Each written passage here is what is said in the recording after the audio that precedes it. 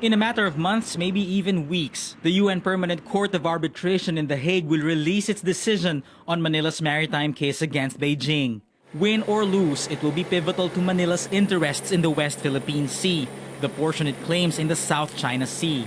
A Washington-based think tank Southeast Asia expert, Ernest Bauer, says the court is likely to affirm at least some of Manila's claims. Look, I think the Aquino government spent a lot of time, treasure, blood, sweat, blood, and tears to have the courage to actually take China to the court.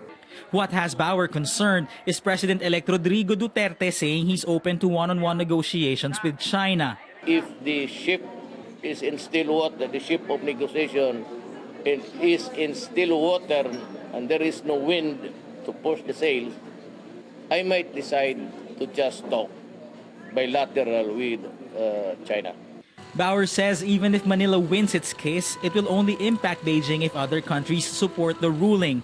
If Manila suddenly goes one-on-one with Beijing, it might alienate or even offend other countries, especially those that also have claims in the South China Sea. Besides, Bauer says past deals between Manila and Beijing failed.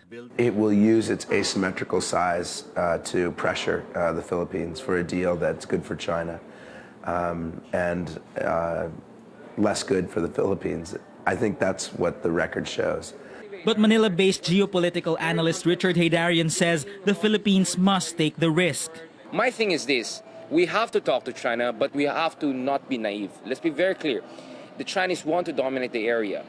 So the thing that we have to do is to leverage the multilateral initiatives that we have created, like the arbitration procedures, leverage our alliance with the United States and other countries. But at the end of the day, we cannot also deny that we can solve this without talking to China. Haydarian says Duterte must woo China, even as he maintains the support of other countries, especially the United States, the Philippines' foremost ally.